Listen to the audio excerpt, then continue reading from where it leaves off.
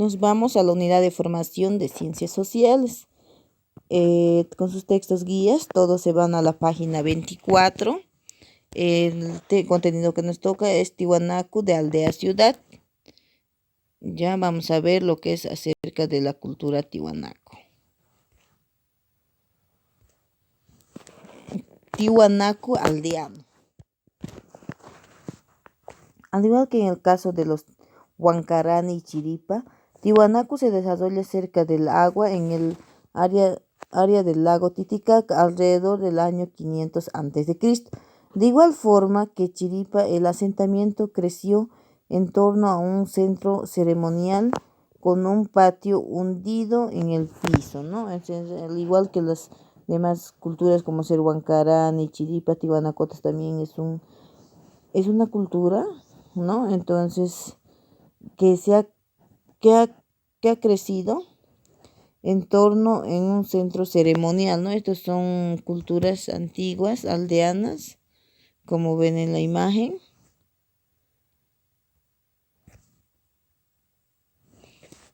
Nos dice, hoy se conoce como templete semisubterráneo. Por ejemplo, ellos han crecido si volvemos atrás, nos dicen, ¿no? Un centro ceremonial. Ellos han construido centros ceremoniales. Entonces, por ejemplo, que hoy se conoce como templete semisubterráneo y que es el templo más antiguo del sitio arqueológico. Más tarde se levantaron los edificios más importantes de Tiwanaku, la pirámide de Acapana y el templo de Calasasaya, donde hoy podemos encontrar la Puerta del Sol. Entonces, el templo de Calasasaya es un templo muy conocido, donde se encuentra donde hoy está la Puerta del Sol y los gigantescos monolitos. Como ven aquí en la imagen, hasta hoy en día sigue habiendo los gigantescos monolitos. Haciendo una excavación profunda, encontraron lo que son los monolitos, ¿no?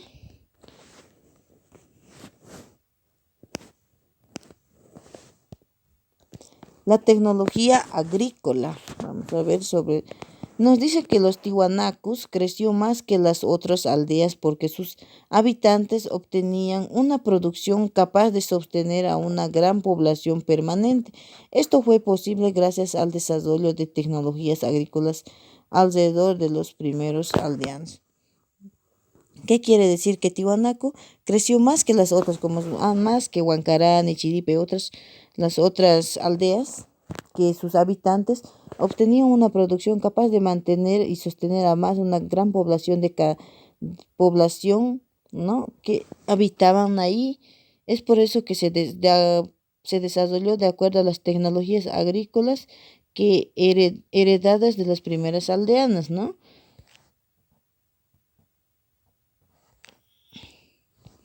Se nos dice se construyeron camellones de cultivos o sucacollos en los espacios planos y terrazas o tacanas en las laderas. Otra técnica para garantizar la alimentación de la ciudad fue la deshidratación. Si volvemos atrás, por ejemplo, nos dice que hicieron camellones. Ya aquí, como ven en esta imagen, si volvemos atrás, aquí en la imagen, por ejemplo, nos dice, hicieron camellones, lo que es de acuerdo a la tecnología agrícola. Ellos, ¿por qué hacían los camellones?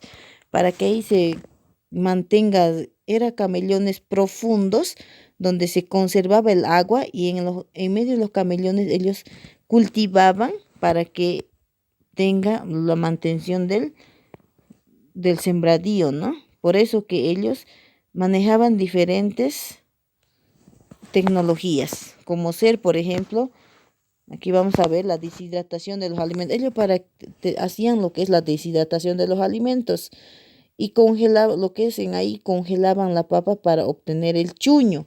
Ahí ya lo deshidrataban los alimentos para poder reservar lo que son la alimentación. También los tiwanacotas secaban la carne al sol con mucho sol para conseguir el charque, ¿no? Era la deshidratación de los alimentos. Por ejemplo, la papa hacían el chuño, de la carne lo hacían el charque para que ellos puedan tener y que les pueda durar lo que es la alimentación, ¿no? La expansión de Tiwanacotas. La influencia de Tiwanaku fue creciendo cada vez más siempre en torno al prestigio que había adquirido su centro ceremonial en la región andina toda la vida.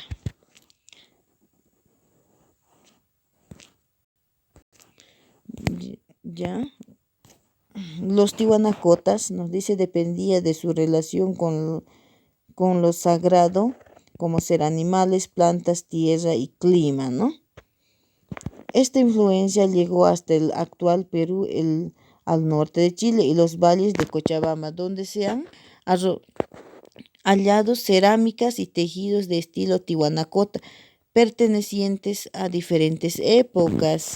Entonces, ¿qué quiere decir? Los tihuanacotas es una cultura antigua donde se han hecho excavaciones profundas, entonces hallaron, ¿no? Lo que son cerámicas, tejidos, al estilo de lo que es Tihuanacota. Hasta hoy en día se conserva lo que es el monolito, el templete de Calasasaya, la Puerta del Sol, ¿no? La producción cultural, uno de los mayores legados de Tiwanaku es su cosmovisión. Como vimos, la religión tenía un rol central en la vida de Tiwanaku. Así, para celebrar los rituales fueron construidos grandes templos, como ser para adorar a los diferentes deidades fueron elaborados con gran destreza esculturas, textiles y objetos de cerámica y de metales precisos. La forma del templete semisubterráneo de Tiwanaku, así como las más antiguas monolitos, son similares a las chiripa, por lo que se piensa que existió un vínculo entre ambos culturas. Por ejemplo, la cultura tihuanacota es similar a la de Chiripa, porque, perdón, a los de Huancarán y Chiripa, porque nos dice que es similar más o menos la construcción, lo que es en la cerámica y algunos, ¿no? También había monolitos. Por ejemplo, aquí en la imagen, si pueden observar, esto es el templete semisubterráneo.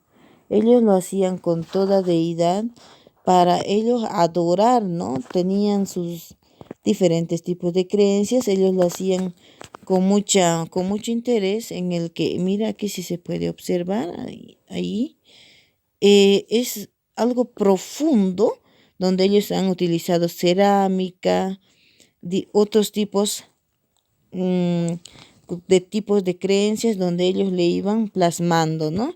Y eso era su adoración de ellos, donde ellos asistían, ¿no? Y entonces ahí pueden ver lo que es el templete semisubterráneo. La metalurgia se desarrolló tanto para realizar herramientas de trabajo como para elaborar ofrendas en oro de gran belleza.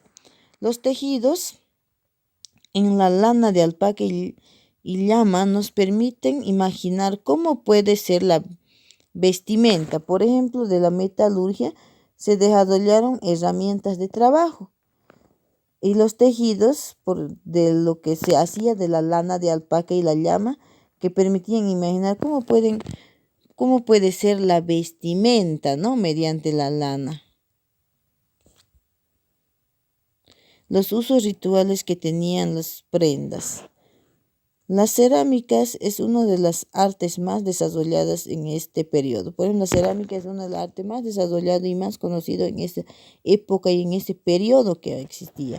Dejó ejemplares de gran cantidad como los que se encuentran en el sitio arqueológico de la isla de Parití, en el lago Titicaca, ¿no? Ahora nos vamos a la página 26, los reinos regionales y la ocupación inca. Vamos a ver los reinos regionales y la ocupación inca, ¿ya? Los reinos regionales aymaras dice que tras la desaparición de Tiwanaku, los aymaras ocuparon el espacio del altiplano entre los años 1100 y 1470 después de Cristo. Se cree que llegaron desde el sur y se establecieron en la zona que va desde el norte del lago Titicaca hasta el sur del departamento de Potosí. Nos dice aquí también, las autoridades aymaras, tales como los jilacatas, tienen plena vigencia en la actualidad, ¿no? O sea, en la actualidad aún los jilacatas existen. Por ejemplo, si nos vamos al departamento de La Paz, ahí sigue lo que son los jilacatas, la mayor autoridad, ¿no?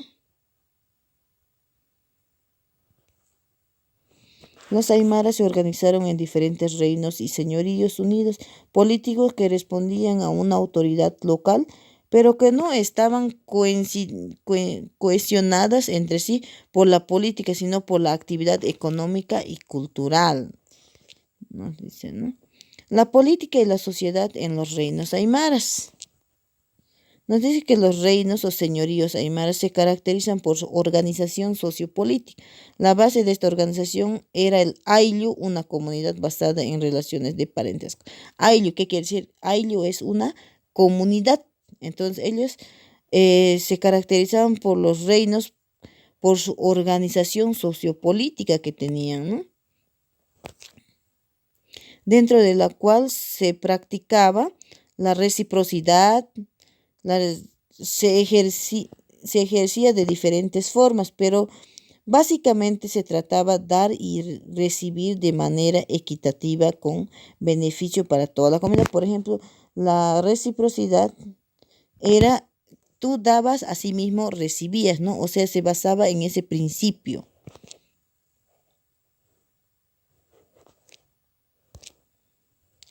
La organización política. Los aymaras no estaban centralizadas en una persona, sino que se dividía en diversas autoridades como los malcos y los jilacatas, ¿no? ¿Qué quiere decir? Los primeros heredaban sus cargos, pero los segundos eran autoridades temporales y, y rotativos. Como tales, tenían la responsabilidad de presentar a su comunidad por turnos, ¿no? Malcos y los jilacatas eran la autoridad de su comunidad que ellos estaban organizados sociopolíticamente. Y también nos dice que característico de este periodo fue el sistema hoy conocido como control vertical de pisos ecológicos, es decir, al intercambio de productos entre diferentes regiones con climas diversos y producciones complementarias. O sea, aquí había un intercambio de productos, ¿no? De acuerdo a la zona en la que ellos habitaban. Para lograr esto, cara- las caravanas de llamas cargadas con sal o alimentos transitaban por todo el territorio sin ningún impedimento. Entre su producción cultural destacaban las chulpas, construcciones dedicadas al culto de los antepasados. Para la defensa de algunos grupos aymaras construyeron fortalezas llamadas pucaras. O sea, ¿qué quiere decir? Que ellos había, digamos, el intercambio de productos de acuerdo a la región que ellos habitaban, entonces se trasladaban eh, transportando, cargado en las llamas lo que son los alimentos, ¿no? La organización política aymara no estaba centralizada en una persona, sino que se dividía en diversas autoridades como los malcos y jilacatas, ¿no? Las primeras heredaban sus cargos, pero los demás eran transitorios, ¿no? El Tahuantinsuyo. ¿Qué quiere decir Tahuantinsuyo? Hacia el año 1200 los quechuas crearon el imperio inca llamado Tahuantinsuyo, dividido en 4 regiones. ¿Qué quiere decir Tahuantinsuyo? Tawa en idioma quechua que es número 4. Tahuantinsuyo, entonces, ¿qué quiere decir? 4 regiones, ¿no? Suyu es las regiones. Tawa, 4. Entonces, las 4 regiones ocupó las partes de los territorios actuales de Ecuador, Perú, Bolivia, norte de Chile y norte de Argentina. Por eso se lo llamaba Tahuantinsuyo. También los Ecuador, Perú, Bolivia, norte de Chile y norte de Argentina. Su capital era la ciudad de Cusco, donde gobernaba el Inca, quien era adorado como un dios a través de batallas y negociaciones. Los incas llegaron a gobernar la zona occidental del territorio boliviano.